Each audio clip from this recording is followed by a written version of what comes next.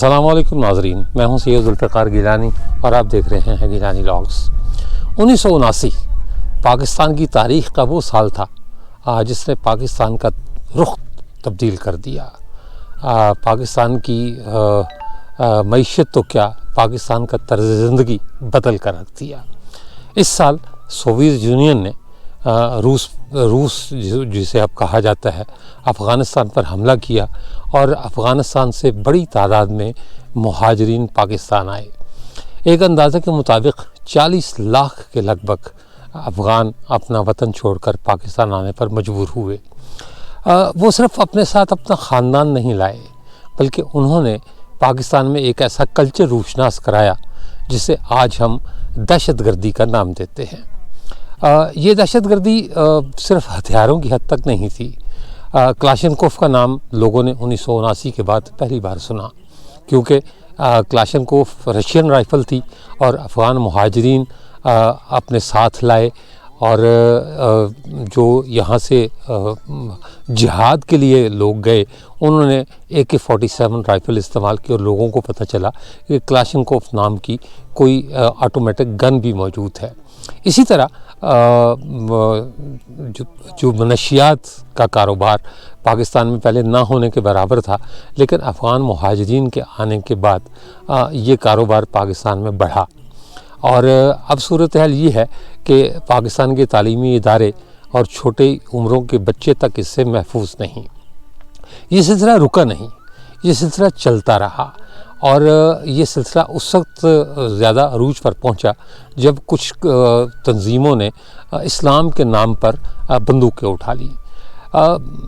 शायद उनकी गलतफहमी, मैं कहूँगा इस बात को, कि बंदूकों के ज़ोर पर उन्होंने इस्लाम फैलाने की कोशिश की और अपनी मर्ज़ी का इस्लाम फैलाने की कोशिश की।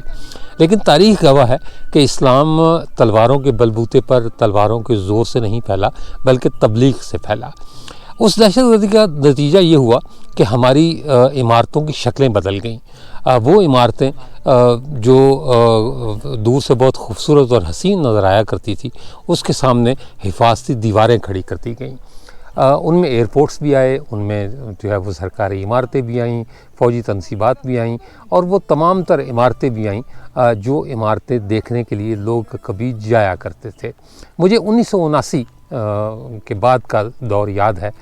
मुझे दूसरे एयरपोर्ट्स का तो नहीं पता, लेकिन कराची एयरपोर्ट पर एक बालकनी बनी होती थी। जिन्ना इंटरनेशनल एयरपोर्ट तो बाद में बना, उससे तो इसका नाम कराची एयरपोर्ट हुआ करता था। वहाँ एक बालकनी बनी होती थी जिससे आप जहाज़ों का नज़ारा किया करते थे। मैं ज़ाती तौर पर ख़ुद कई बार उस बालकनी में गया और मैंने वहाँ से कराची एयरपोर्ट पर जो जहाज़ उतरते थे, परवाज़ करते थे, उन्हें देखा और बहुत करीब से देखा।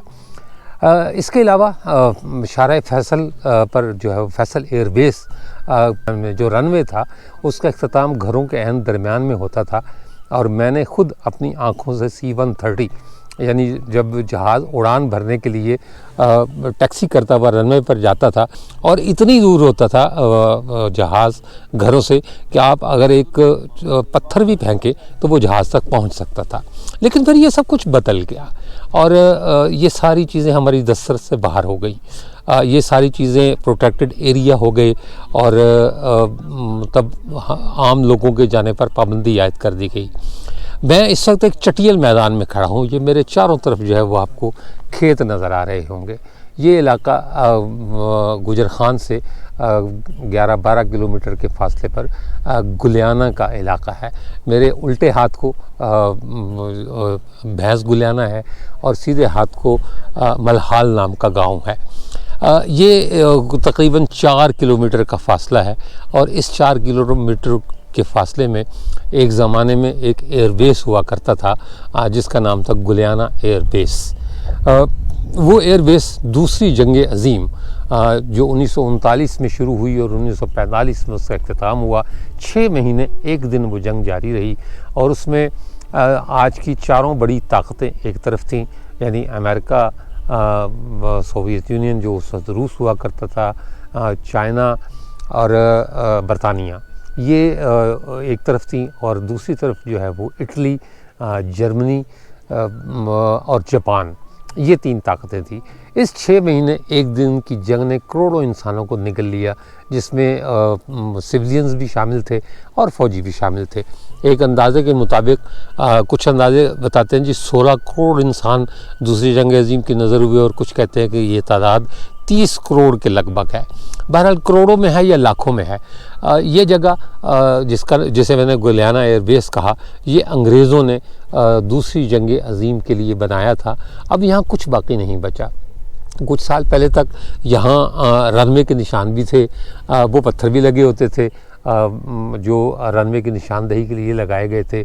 और यहाँ पर जो बुज़ुर्ग हैं, अब तो खैर मुझे कोई ऐसा बंदा नहीं मिला जिससे मैं इसकी गवाही ले सकता कि जो है वो किसी ने यहाँ जहाज़ उतरते देखा, लेकिन जो मेरे साथ हैं उनके बुज़ुर्ग उन्हें बताया करते थे कि हमने यहाँ हेलीकॉप्टर भी उतरते देखे, यहाँ जहाज़ भी उतरते देखे। ये एक एमरजेंसी एयरबेस था। यहाँ बाकायदा फ़ौजी बैरकें भी बनी हुई थी। जो एयरफोर्स के यानी बरतानवी एयरफोर्स के जो लोग होते थे उनकी रिहाइश का इंतज़ाम भी था, पानी की टंकियाँ भी थीं। मतलब वो सारा बंदोबस्त था जो एक एयरबेस पर हो सकता है। लेकिन अब लोगों ने जब अपनी ज़मीनें हमवार करनी शुरू की तो उन्होंने वो पत्थर भी उखाड़ दिए और रनवे के जो निशान आते वो मिटा दिए। रनवे की कुछ जगह चूँकि गवर्नमेंट ने इसकी देखभाल नहीं की, इसको जो है वो कंटिन्यू नहीं किया। 1947 में अंग्रेज़ चले गए तो फिर तो पाकिस्तान का चप्पा चप्पा कब्ज़ा करने वालों की जद में आ गया। जो हिंदू अपनी जागीरें छोड़कर गए थे या जो सिख अपनी चीज़ें छोड़कर गए थे, उन पर मुसलमानों ने कब्ज़ा कर लिया। तो कहने का मकसद ये है कि फिर जो है वो चूँकि हुकूमत ने इसे वो नहीं किया, इस एयरबेस को जारी नहीं रखा, लिहाजा लोगों ने इस पर कब्ज़ा किया और इस पर अपनी काश्तकारी शुरू कर दी। 4 किलोमीटर का ये इलाका अब सिर्फ नाम रह गया गुलियाना एयरबेस का। मैं आया हुआ था यहाँ गुलियाना, मुझे बताया गया कि यहाँ एयरबेस था और रनवे भी था। अब रनवे तो नहीं है, ये पानी की छोटी सी एक खाल कह लें या नहर कह लें, वो यहाँ ज़रूर बह रही है। बाकी मेरे पास आपको दिखाने के लिए कुछ नहीं सिवाय इसके कि मैं आपको ये बता सकूं कि 1939 से 1945 के दरमियान ये जगह बिल्कुल वैसी ही थी जैसा कि आजकल कोई फ़ौजी एयरबेस होता है। यहाँ हिफाजती बाड़ भी हुआ करती थी और पहरे भी जो है वो चारों तरफ हुआ करते थे। कहते हैं कि जो जहाज़ यहाँ उतरा करते थे, मुझे लोगों ने बताया कि उनके दरवाज़े नहीं होते थे, वो बगैर दरवाज़ों के जहाज़ हुआ करते थे और वह यहाँ उतरा भी करते थे और यहाँ से परवाज़ भी किया करते थे। यानी जैसे आजकल हम मोटरवे के बाज़ हिस्सों को एमरजेंसी लैंडिंग के लिए इस्तेमाल करते हैं कि कोई हंगामी सूरत हाल अगर हो या कोई एयरबेस नज़दीक ना हो तो कोई तैयारा उतर सके, हमारा फ़ौजी तैयारा। यानी ये दुनिया के मुख्तलिफ़ ममालिक में होता है और जो उनकी हाईवेज़ हैं या मोटरवेज़ हैं उन्हें इस मकसद के लिए इस्तेमाल किया जाता है। यही सूरत हाल पाकिस्तान में भी है। पाकिस्तान में M1 और M2 ये मोटरवेज़, M1 पेशावर से इस्लामाबाद और M2 इस्लामाबाद से रावलपिंडी, ये दोनों मोटरवेज़ इस मकसद के लिए इस्तेमाल होती हैं। डिज़ाइन इस तरह किया गया है कि वक्त ज़रूरत इन्हें रनवे के तौर पर इस्तेमाल किया जा सके। यह कच्चा रनवे था, पुख्ता ज़मीन कोई नहीं थी, ज़मीन हमवार की गई थी, लेकिन अब उसका नामो निशान तक मिट चुका। अगर कोई बैरक होती, कोई इसकी कोई यहाँ कोई थोड़ी सी भी निशानी बाकी होती तो मैं यकीनन आपको दिखाता। लेकिन तारीख़ में और जो अंग्रेज़ों की हिस्ट्री है, यानी जो ब्रिटिश हिस्ट्री जिसको कहना चाहिए, उसके अगर कागज़ात खंगाले जाएं तो गुलियाना एयरबेस का नाम आपको ज़रूर नज़र आ जाएगा। तो मुझे अफसोस है कि मैं आपको चटियल मैदान दिखाकर और जहाज़ों की और रनवे की कहानी सुना रहा हूँ, एयरबेस की कहानी सुना रहा हूँ, लेकिन ये हकीकत है। तारीख़ जो है वो अपने पीछे निशान छोड़ जाती है। तारीख़ में जो लोग होते हैं, जो किरदार होते हैं, वो ख़त्म हो जाते हैं, लेकिन तारीख़ अपने आप को भूलती नहीं। तारीख़ उन जगहों की निशानदही ज़रूर करती है जहाँ कहीं आबादियाँ होती हैं या जहाँ कहीं कोई ऐसी चीज़ मौजूद हो जिसे हम तारीख़ में शामिल कर सकें। तो ये वही जगह है जो तारीख़ का हिस्सा है अब भी। यहाँ ऑन ग्राउंड जिसको कहना चाहिए, ज़मीन पर आपको कोई चीज़ नज़र नहीं आ रही, लेकिन ये इलाका वही है। ये जहाँ मैं इस वक्त खड़ा हूँ, ये जो पगडंडी है, कभी ये भी उस एयरबेस का हिस्सा हुआ करती थी। जहाँ से मैंने ये व्लॉग शुरू किया था, मैं इस वक्त वहाँ से तकरीबन 5 किलोमीटर के फासले पर हूँ। ये दुलमी गांव के पास का हिस्सा है।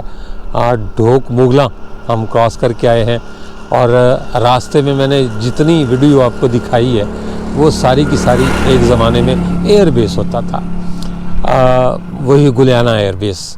और अब मैं जिस मकाम पर आया हूँ, ये सामने आपको जो व्यू नज़र आ रहा है, जहाज़ यहाँ से उतरा करता था, और उसके बाद 4-5 किलोमीटर इसका रनवे था और बैरक्स बनी हुई थी। जो इसकी वाहिद बची हुई चीज़ है वो ये एक दीवार है। ये जो दीवार सामने नज़र आ रही है, यहाँ पर रेडार लगा होता था। ये वाहिद निशानी रह गई है गुलियाना एयरबेस की। और जो मतलब फ़ौजी बैरक्स थी वो सारी की सारी ख़त्म हो चुकी।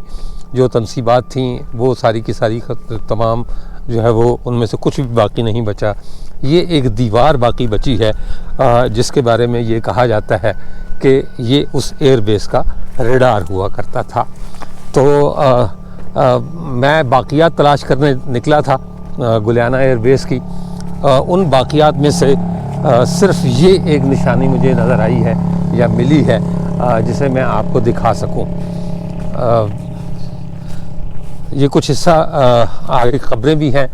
ये वो बिल्डिंग थी या मतलब रेडार था, इसके ऊपर रेडार लगा हुआ था जहाँ से जो है वो, या आप दूसरे अल्फाज में ये कह सकते हैं कि गालिबन कंट्रोल टावर था ये, जहाँ से जहाज़ों को रहनुमाई फ्राहम की जाती थी।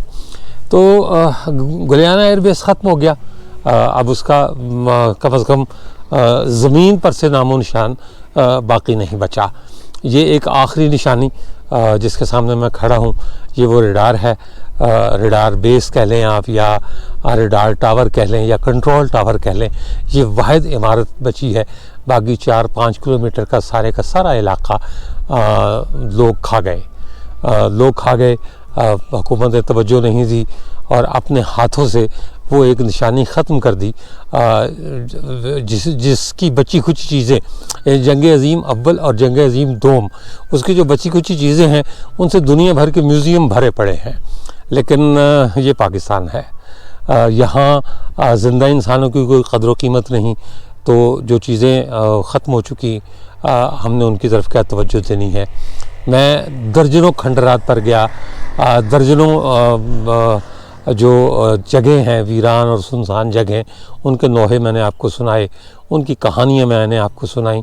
और आज ऐसी ही एक कहानी लेकर मैं यहाँ आया था गुलियाना। मेरा ख़्याल था कि शायद 2-4 इमारतें मुझे मिल जाएंगी, लेकिन ये वाहिद निशानी बची है। यहाँ से एयरपोर्ट शुरू होता था, एयरबेस शुरू होता था। एक बार फिर मैं आपको दिखा दूँ कि ये जो सामने का इलाका है, यहाँ से जहाज़ उतरता था और फिर इसके करीब से होता हुआ उसी मकाम पर जा रुकता था जो यहाँ से 5 किलोमीटर के फासले पर है, और जहाँ से मैंने इस व्लॉग का आगाज़ किया था।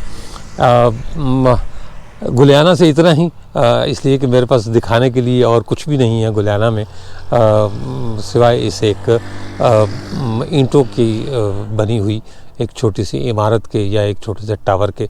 मैं हैरान हूँ कि ये जगह कब्ज़ा ग्रुप वालों से कैसे बच गई, या जो यहाँ के काश्तकार हैं उन्होंने इस टावर को क्यों कुछ नहीं कहा।